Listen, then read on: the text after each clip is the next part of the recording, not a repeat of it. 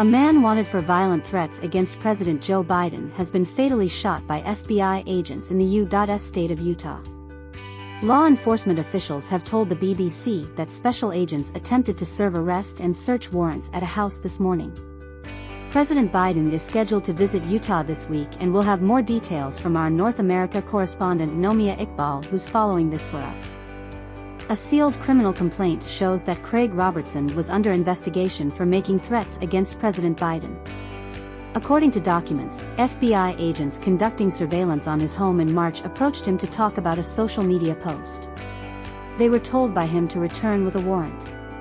The complaint also shows online posts suggesting that Robertson intended to kill Mr. Biden. The suspect allegedly wrote he was, quote, cleaning the dust off of his M24 sniper.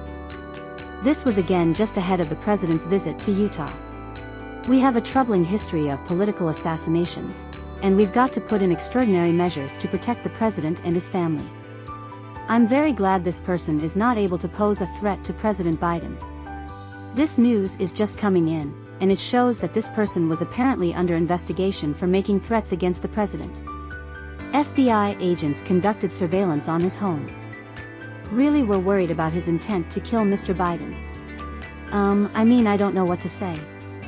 Really, I've in the last 7 years, which in the time that I've been covering politics I've watched it become so much more vicious than it ever has before. I have covered the assassinations of 2 members of parliament in the United Kingdom. I've been to their funerals, with effectively their sort of de facto funerals in the House of Commons. I don't know how we really get back from the bring it is bleak. Who knows what this person had in mind, and it's not really appropriate to comment at this very rarefied moment, but the violence in politics has gone off the charts in the last 6, 7, 8 years, and I have no idea how you dial it back again, but you have to commend the action that's been taken and hope that things will improve.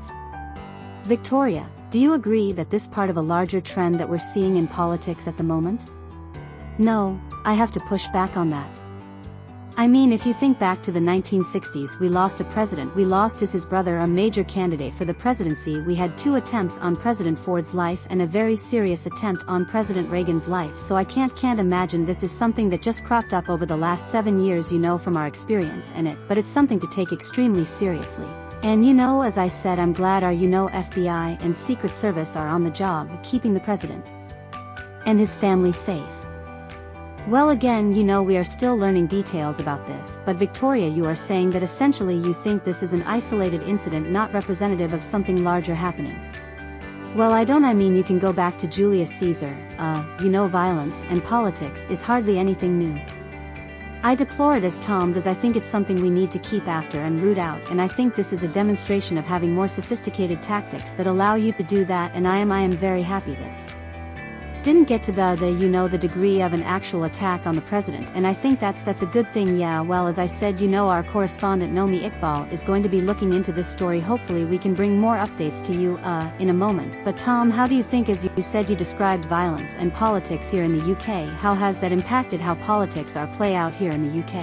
I don't know how to really use this man who's been killed by police officers in Utah. It'll sort of jumping off point to talk about the difficulties of British politics, but there is no doubt that things have become more polarized, and I know we are not so used to the murder of politicians in this country, thankfully.